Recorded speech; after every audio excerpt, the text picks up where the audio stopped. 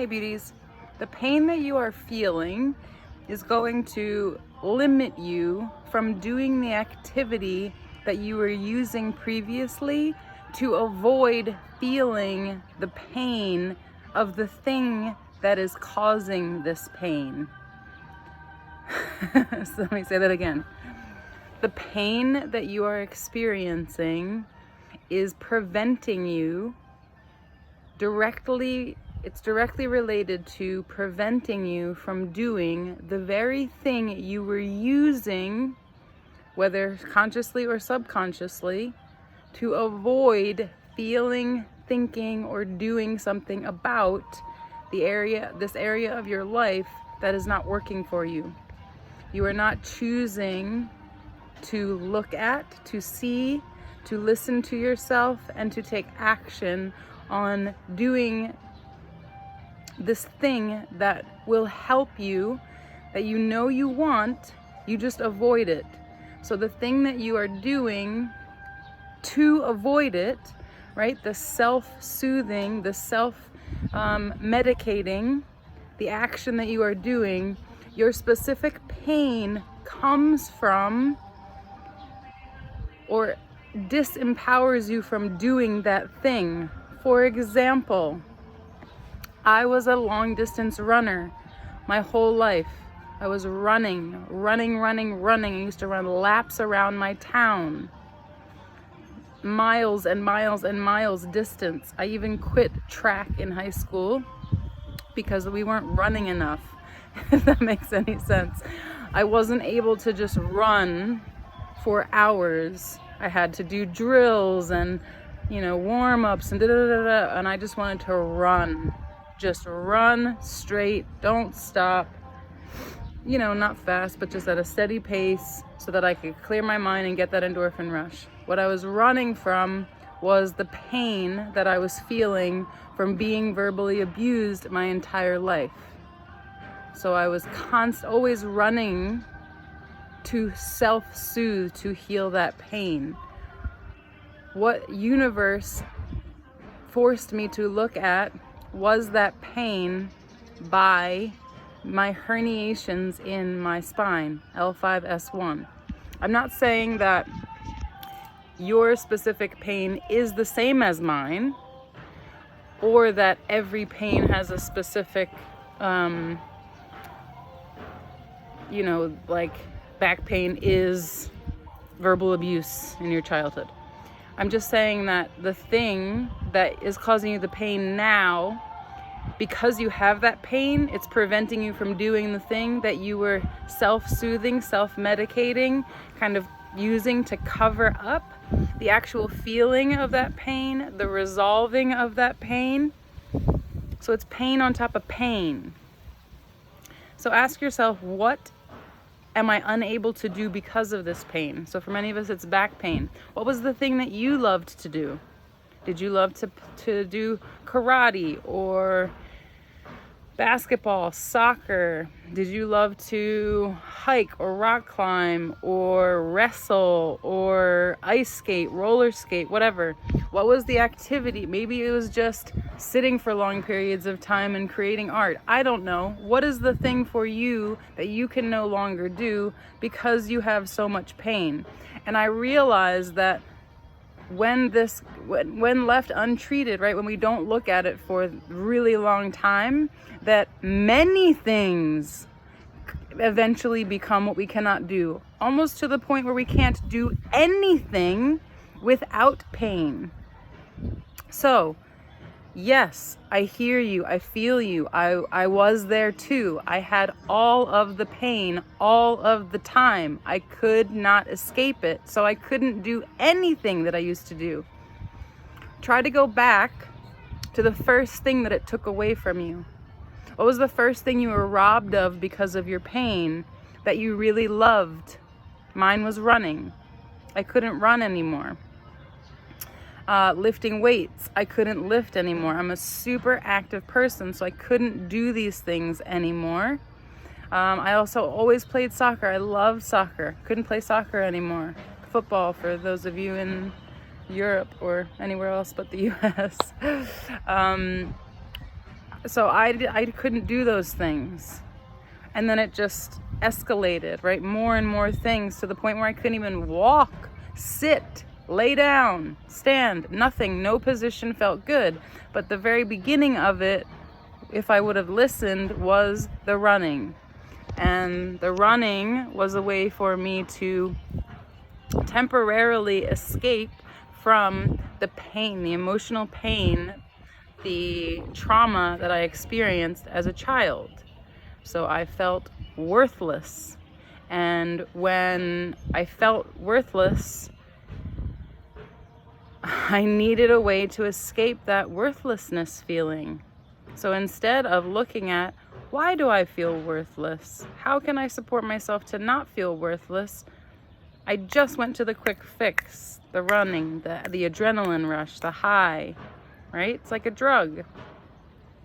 So look at what you are doing or what you did prior to this specific pain, to this, maybe it's next level, right? Maybe it's like what we call in Buddhism dukkha. Dukkha is suffering.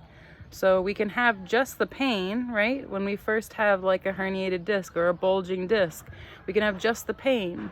Then after just the pain, we add more suffering on top of it. So we add, oh my God, is this going to last forever? So we have worry. So that's double dukkha. Then we compare ourselves to the things that we used to do that we can't do anymore that other people are still doing. Comparison, triple dukkha, right?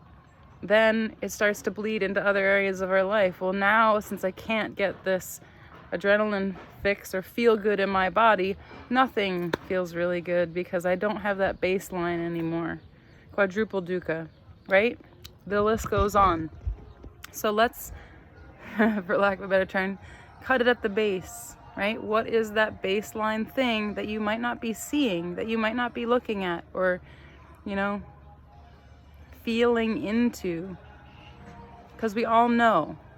And if you ask yourself this question, what is the thing that what is really actually hurting me? Because physical pain is, it's relentless and it is debilitating. Do not mistake me. It is awful. I wouldn't wish it on anyone. And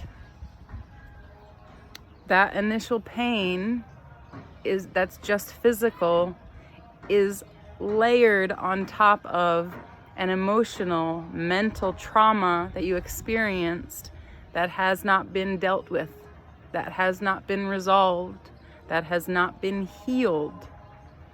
So ask yourself, this is just a trick. Ask yourself, what is this pain preventing me from doing that I always used to love doing that I can no longer do anymore? Remember, this is not a punishment, right?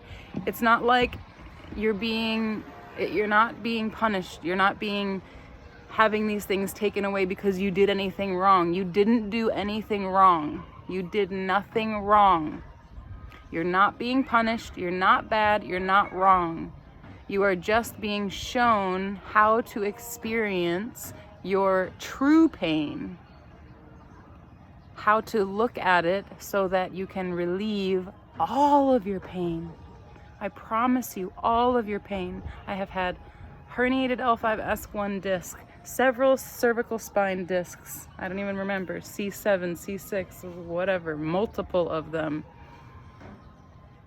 I have had a torn rotator cuff,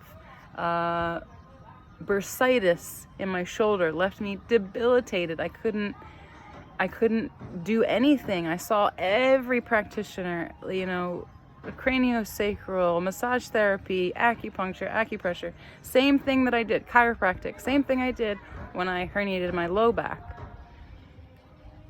Nothing changes until I changed. Nothing changed until I looked at, what does this really mean? The shoulder, I was carrying too much. I had way too much on my plate.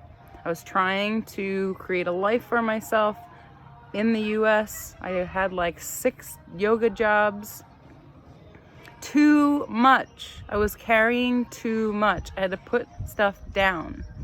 For me, I did not experience complete resolution from my back and shoulder and every other kind of pain until I moved here back to Asia, where I always knew that I wanted to be. I just believed that I needed to live the way that I had been taught and told to live, that I had to live in America, because I was born there and because that's where all my family is. But I had to recognize that it's not where I wanted to be. It's not where I feel the best. It is your birthright to feel your best, to live your best life, as cliche as that is, to live happily. And if you're not living happily, you deserve to make the changes that will enable you to live happily. You are so worth it. Your whole life is meant for this. Just to be happy. It's the only thing we need, really. Right? Because how could we be happy if we don't feel loved? How could we be happy if we're not properly fed? On all levels, feeding our souls, feeding ourselves nutritiously, feeding our minds, feeding our bodies. I love you. I hope this helps shine some light on what might be the root cause of this issue. And if you want to learn some more tools and practices to keep asking yourself these questions, it's not an overnight thing. You don't just go, oh, I'm not going to say that. It's not true. Maybe you can just go, oh my gosh, it was this trauma that I suffered when I was 7 that I've been holding on to this whole time. And when you realize what that connection is, it is mind-blowing. It's also really challenging to continuously make the changes in your life that don't bring you back to that space. So if you're interested in this, you can watch some of my videos. You can always schedule a complimentary call with me to discuss what's really the most important thing to you in your life. And I can show you how you can use breath work. Breath work is pranayama, yoga asana, meditation, coaching questions, just journaling, asking yourself these powerful questions to help you get to the bottom of it, to get you that resolution, and then to find out what you want to do so you can move forward motion. Right? If we're not growing, we're dying. So let's grow. Let's grow into love. I love you. Whatever you are doing, whatever you are experiencing is valid. And I hope that you can find the love in it. There's a message of love in it. I love you. I love you. I love you. I love you. You gotta love you, boo. You gotta love you. You're worth it.